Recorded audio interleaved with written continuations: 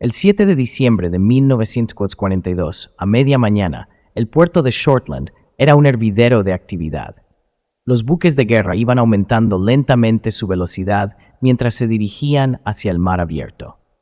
La Armada Imperial Japonesa tenía una instalación operativa en el anclaje, que se encontraba en la parte norte de las Islas Salomón, en el Pacífico Sur. A las 11 a.m., 11 destructores, liderados por el capitán Torajiro So, partieron hacia el sureste, a más de 300 millas, con la isla objetivo de Guadalcanal.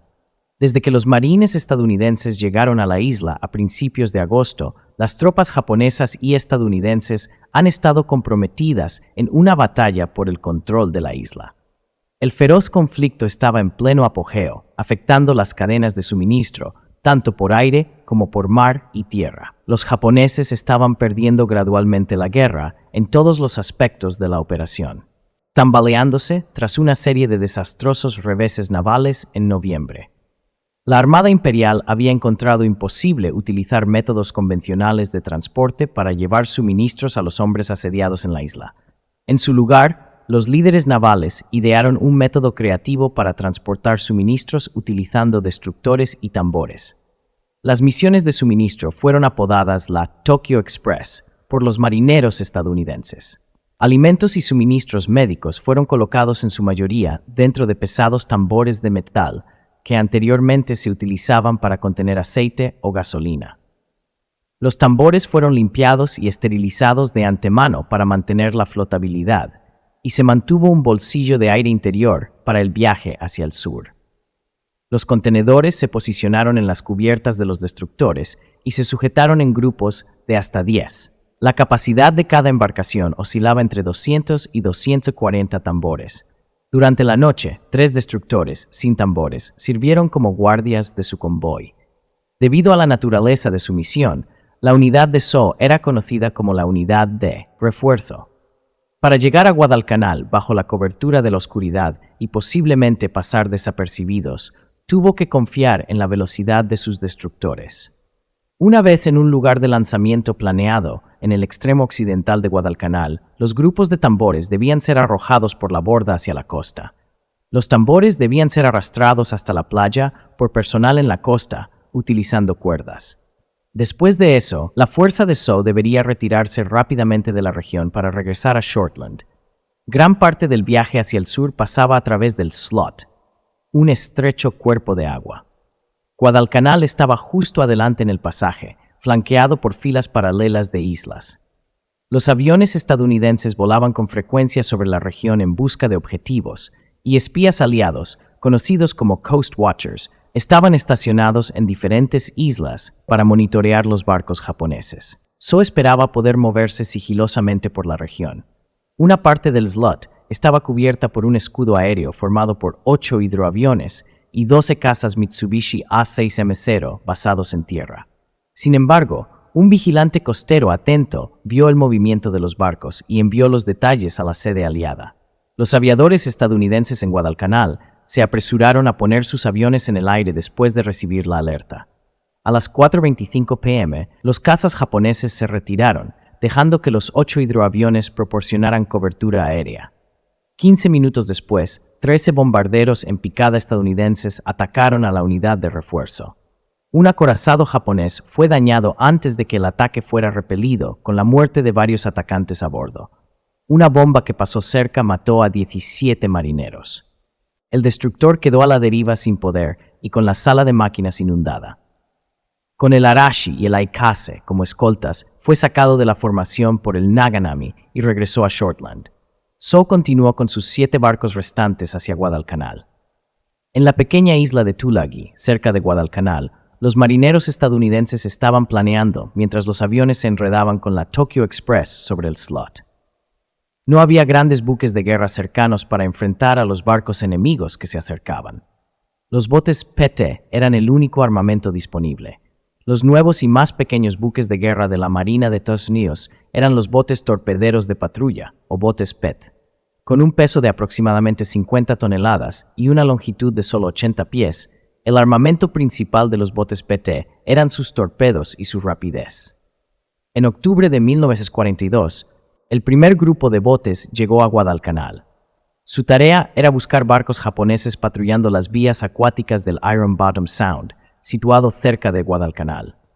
Este cuerpo de agua había sido testigo de varios intensos enfrentamientos navales en los meses anteriores. Los oficiales de las bases de botes PT se pusieron a trabajar de inmediato, creando un plan de operaciones nocturnas. Los informes de reconocimiento aéreo y las alertas de los Coast Watchers ayudaron a reducir el tiempo de llegada anticipado de los japoneses. El sitio de entrega de suministros debía estar en algún lugar entre Tazafanga al este y Cape Esperance en la esquina noroeste de Guadalcanal. Debido a las condiciones en tierra, había 8 botes PT listos para la misión esa noche. El teniente Roland Westholm controlaba los botes. Solo habían pasado unas pocas semanas desde que Westholm, el comandante del escuadrón de botes torpederos, Major Voiver. Esta sería la primera acción de Westholm y su buque insignia, PT-109. El futuro presidente John F. Kennedy sirvió como el último comandante del bote PT, y aunque esto eventualmente lo haría famoso, en ese momento era solo uno de los muchos pequeños botes torpederos que luchaban en el Pacífico Sur. A medida que la última luz del día se desvanecía, los botes PT se dirigieron a través del Iron Bottom Sound hacia el extremo oeste de Guadalcanal. El capitán So se movía rápidamente hacia la región desde el norte, mientras se preparaba el escenario para el conflicto de la noche entre los botes PT estadounidenses y los destructores japoneses, que estaban destinados a chocar con 2 grupos de patrulla y un grupo de ataque. Westholm organizó sus botes PT en 3 grupos. Una vez que se descubriera el enemigo, cada grupo podría apoyarse mutuamente. Los botes utilizarían radios para comunicarse e informar sobre cualquier movimiento japonés. Pero para que la idea de Westholm tuviera éxito, era necesaria una comunicación clara y eficiente. Cada bote PT tenía instalada una unidad de radio en la casa de cartas. La maquinaria funcionaba a una frecuencia extremadamente alta y con una antena de 20 pies, el dispositivo podía enviar voz o código Morse hasta 70 millas o tan lejos como el horizonte. Pero cuando era empleado por los PT, el equipo, que originalmente estaba destinado a aviones, se volvía problemático. El contacto por radio se volvió pobre debido a una combinación de factores, como las condiciones atmosféricas, el uso de las mismas frecuencias por parte de los japoneses y el frecuente golpeteo que experimentaban los equipos cuando los botes iban a alta velocidad. Los capitanes de los botes PT se vieron obligados a improvisar para sobrevivir, ya que carecían de radar y de equipos de radio más sofisticados. Bajo la dirección del teniente Charles Toone, de disparos que destacaban contra el fondo negro de la oscuridad. Cuando se divisó al enemigo, los experimentados capitanes So y Taylor sabían exactamente qué hacer. Sin demora, ambos giraron y aceleraron su velocidad para intentar obtener una posición de tiro delante de los barcos japoneses. El PT-48 experimentó una falla repentina en el motor. El momento de la falla no pudo haber sido peor, justo cuando el bote estaba disminuyendo la velocidad. Los atentos vigías en Japón notaron instantáneamente al PT. Tan pronto como So intentó maniobrar su bote fuera del camino, los destructores de vanguardia abrieron fuego justo cuando estaba a punto de pasar la proa de un buque de guerra enemigo. Un segundo motor falló, deteniendo completamente al PT-48. La principal ventaja de velocidad de So desapareció, convirtiéndolo en un objetivo tentador y simple para los artilleros japoneses. Conscientes de nuestra percepción, Gamble en PT-37 y Frank Freeland, posicionados al sur de la isla Savo, fuera de la vista de los japoneses que se acercaban. Westholm estaba seguro de que había una buena probabilidad de éxito con la idea. En ese momento, se pensaba que los botes estaban posicionados lo mejor que podían para contrarrestar cualquier posible acercamiento enemigo. Dijo que el comandante del escuadrón creía que los destructores japoneses no podían maniobrar mejor que ninguno de los grupos. Un hidroavión proporcionó más asistencia a los botes PT desde el aire. Desde las 11 p.m. hasta las 2:45 am, un hidroavión estuvo en el aire entregando bengalas a pedido. Las últimas maniobras de los barcos japoneses fueron oscurecidas por la oscuridad en las últimas horas antes de la lucha. El plan de Westholm no cambió porque no había nueva información sobre el acercamiento del enemigo. El grupo de ataque y el segundo grupo de patrulla se dirigieron directamente a sus ubicaciones designadas para aumentar la acción. Westholm declaró más tarde que el grupo de ataque hizo contacto a las 11:35 p.m. Después de escuchar sobre el contacto, se desplegaron y se posicionaron. Fue alrededor de ese tiempo cuando la fuerza opuesta, que se había acercado rápidamente al principio, comenzó a desacelerar. Los 4 botes del grupo de ataque avanzaron hacia el adversario en preparación para un ataque con torpedos. Después de acercar el PT-37 a la formación japonesa, Lester Gamble lanzó 2 torpedos hacia el destructor líder y se volvió para cubrirse, sin poder ver ninguna consecuencia. Los torpedos estaban directamente detrás de Gamble. El barco objetivo hizo una rápida maniobra para alejarse del torpedo, pero al hacerlo, expuso a otros barcos que la seguían. Sears pensó que uno de los acorazados lejanos podría haber sido alcanzado por sus torpedos. Mientras Sears giraba para huir, el PT-59 pasó a menos de 100 yardas del buque de guerra. Estar tan cerca de un crucero formidable en un bote PT de madera era bastante arriesgado. Sears ordenó a sus hombres que se prepararan para disparar todas las armas a su disposición. Tanto el destructor como el PT abrieron fuego al mismo tiempo. Koshio, con su longitud de más de 300 pies y su desplazamiento de más de 2.000 toneladas, hizo que la pelea fuera todo menos justa. Sus cañones de 5 pulgadas podían derribar al PT con facilidad de un solo golpe. En contraste, el pequeño bote torpedero solo podía reunir una cantidad insignificante de potencia de fuego. Los compartimentos de la cubierta y el área del puente del destructor fueron inundados con balas disparadas por las ametralladoras del PT y cañones de 20 milímetros. Cuando el compañero de maquinista de motor se asomó por la escotilla de la sala de máquinas y disparó algunas balas de rifle hacia el puente del destructor, contribuyó a la causa. 10 japoneses fueron asesinados en la lluvia de balas, pero no se causaron daños significativos. Los artilleros del destructor devolvieron el fuego a una distancia demasiado cercana para que pudieran fallar. El fuego de ametralladora de gran calibre golpeó el bote PT al menos 10 veces. Uno de los compartimentos de las ametralladoras fue penetrado por 2 proyectiles, lo que encendió una cinta de municiones de 50 milímetros. Cletus Osborne, compañero de artillería de segunda clase, permaneció en el compartimento y con calma retiró la cinta de balas en llamas, lanzándola sobre la cubierta y apagando el fuego. Aunque la confrontación fue breve e intensa, Sears logró despejar el área. Asombrosamente, el PT-59 salió de la aterradora confrontación ileso, a pesar de que el comandante de Koshio afirmaba haber hundido al valiente pequeño bote. Los 2 últimos PT en el grupo se acercaron para sus lanzamientos de torpedos. Justo 3 minutos después de que el primer bote del grupo de ataque lanzó su asalto, Marvin Pettit ejecutó un engaño con el PT-36 que le permitió disparar 4 torpedos dispersos contra un destructor de vanguardia. Se alejó sin daños, pensando que había logrado al menos un impacto. Luego, el PT-44 disparó 4 torpedos contra uno de los últimos destructores en formación mientras giraba su bote. Frank Freeland estaba seguro de que 2 torpedos habían logrado impactos directos. Se presenciaron una serie de enormes explosiones y se creyó que el contacto hundió un destructor. Cuando comenzó el combate, el bote de Westholm estaba fuera del camino, pero el PT-109 llegó rápidamente a la escena. Westholm describió las acciones de su grupo de patrulla de la siguiente manera. Cuando se reportó el contacto por parte de los botes en el noroeste de Guadalcanal, aumentaron la velocidad a unas 16 nudos y se dirigieron hacia el B. Su compañero, Taylor, ajustó el giro del PT-40 para ir en la otra dirección. Luego, en un movimiento audaz para desviar la atención de su amigo enfermo, hizo que su bote pasara entre los destructores entrantes y el PT-48 inmóvil.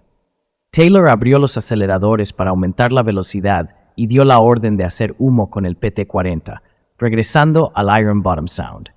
Los 2 destructores japoneses que lideraban se movieron para perseguir al PT-40, demostrando que el engaño fue exitoso. A veces, el fuego de artillería poco preciso aterrizaba cerca, pero el PT-40 no resultó dañado. A medida que los 2 destructores cambiaron de dirección para reunirse con el grupo principal, Taylor aumentó su velocidad y rápidamente perdió a sus perseguidores. Aprovechando la situación, se fue suavemente alrededor de la isla Savo y ancló cerca de la costa. Al radiofonear exitosamente un informe de contacto, los capitanes del grupo de patrulla inicial permitieron que otros se unieran al ala, oeste de la costa de Guadalcanal, cerca de la orilla. Se dirigió hacia el noroeste, donde se escuchaban los sonidos y destellos del combate, manteniendo un ojo en los informes de radio de los varios botes PT.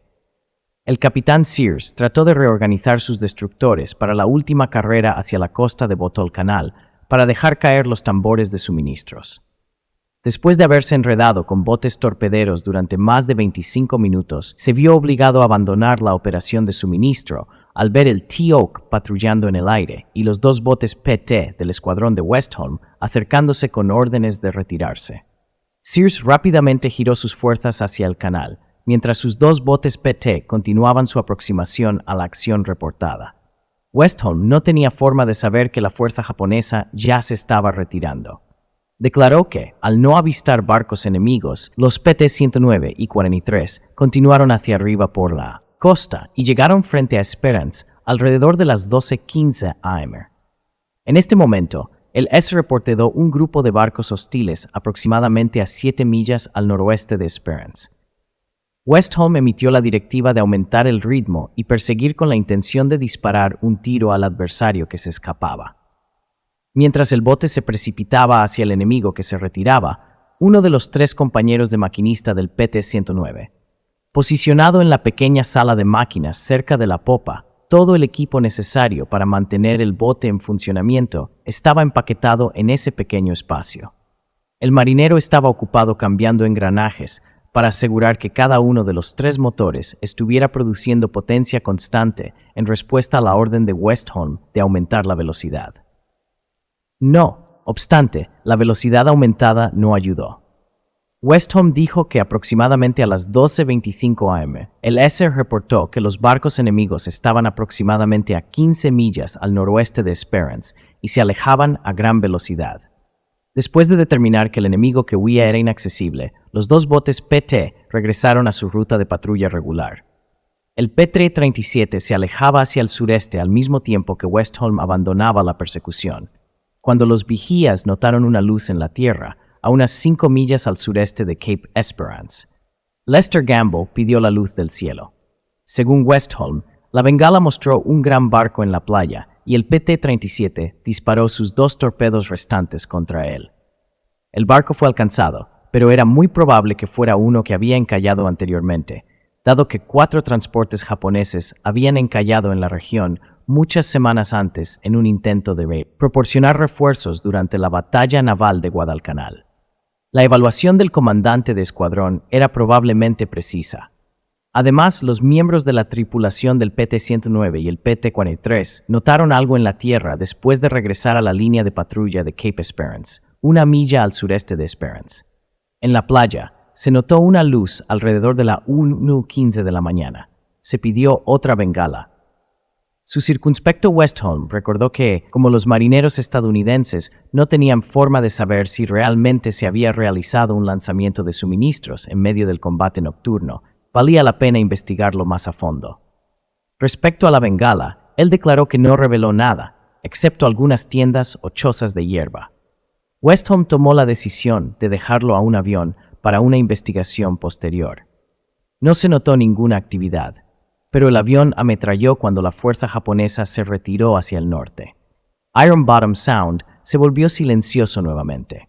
Westholme escribió que no se citó nada más durante la noche en las inmediaciones de la acción. Los botes PT fueron dispersados entre varias posiciones a lo largo del área. Westholme hizo todo lo posible para monitorear cada bote. Después de completar sus lanzamientos de torpedos, los PT-36, 44 y 15 hicieron su camino de regreso a Tulagi. El PT-40 reportó problemas con la succión de gasolina y pidió autorización para detenerse al sureste de Savoie. Según Westholme, el bote finalmente encontró su camino de regreso a la base por su cuenta después de que se concedió esto. Un bote estaba ausente de su estación. Según Westholme, el PT-48 divulgó su posición y pidió asistencia a las 4 am. Para ese momento, él estaba bastante seguro de que los japoneses habían salido por la noche. Avanzaron hacia su ubicación. Al principio de la pelea, el PT-48 encalló después de experimentar problemas en el motor y se retiró al lado lejano de la isla Savoie. El PT-109 llegó a la escena a las 4:15 de la mañana y liberó al bote varado. Después de eso, los 3 botes PT regresaron a Tulagi. A las 5:20 am, el PT-109 atracó en la base para la tripulación agotada. La larga noche finalmente había terminado. Tanto Bryant Larson como Roland Westholm habían estado en una batalla marítima de pleno derecho y ahora eran veteranos de combate. Westholm comenzó a trabajar en el informe necesario. Sus capitanes de bote le proporcionaron inteligencia que utilizó para reconstruir los eventos que transcurrieron y el daño probable hecho al enemigo. Después de un laborioso proceso de investigación, llegó a la conclusión de que algunos torpedos podrían haber alcanzado otros barcos y que un destructor japonés probablemente había sido hundido. Los informes y observaciones de otros barcos sirvieron como base para la afirmación de hundimiento. El PT-44 registró 2 explosiones después de su lanzamiento de torpedos, lo cual fue particularmente notable. Otras 2 observaciones, incluida una del propio barco de Westholm, parecían corroborar la fecha. La tripulación del PT-109 informó haber escuchado una explosión terrible al norte alrededor de las 11:50 p.m., que creían era el resultado de un torpedo que impactaba en un destructor japonés. El PT-40 se estaba acercando nuevamente al área de acción aproximadamente al mismo tiempo que había escapado de 2 destructores que lo perseguían entre Cape Esperance e Isla Savu. Su tripulación vio 3 destellos que creían eran impactos de torpedo. 3 miembros de la tripulación a bordo del PT-59 fueron reconocidos por Westholm por sus valientes esfuerzos durante su cercano encuentro con el destructor enemigo.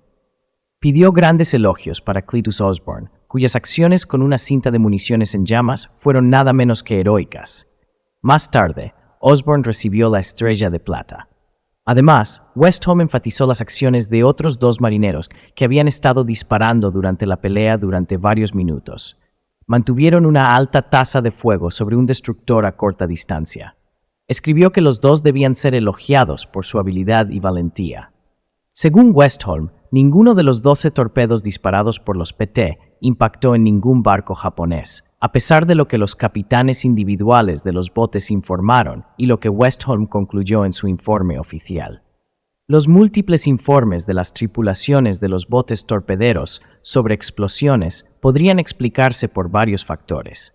Es posible que algunas de las armas estallaran antes de tiempo, mientras que otras podrían haber explotado antes de concluir su recorrido. También es posible que los destellos de fuego enemigo se malinterpretaran como impactos de torpedo. No se hundieron ni se dañaron gravemente buques de guerra japoneses durante la confrontación. Según una revisión de estadísticas posteriores a la guerra, la campaña de Guadalcanal no se alteró como resultado del combate del 7 de diciembre de 1942, en el cual Roland Westholm lideró el PT-109 y otros 7 botes contra un grupo de destructores japoneses. No obstante, era evidente que Estados Unidos había ganado la confrontación contra abrumadoras probabilidades. Los valientes marineros de los PT impidieron un envío de suministros japonés que, de otro modo, habría sido exitoso. Se completó sin que se perdiera la vida de ningún individuo. Gracias al valiente esfuerzo de los hombres del PT, la posición de suministro japonesa en Guadalcanal permaneció crítica. Y décadas después, un historiador estadounidense señaló que el combate había arrojado una luz diferente sobre la fecha del 7 de diciembre en los anales navales estadounidenses. Más tarde, después de ver el informe de acciones de Westholm, el almirante William H. McRaven, quien estaba a cargo de las operaciones de Estados Unidos durante la campaña de Guadalcanal, escribió una breve correspondencia al almirante Chester W. Nimitz, comandante en jefe de la Flota del Pacífico. Están sirviendo a su país con heroísmo y se anticipa que establecerán un nuevo estándar de valentía y logro en el continuo conflicto de Guadalcanal, luchado por valientes marineros que operan pequeños barcos. Fue un pequeño triunfo. Si te ha gustado este video de historia, suscríbete al canal, no olvides darle like al video.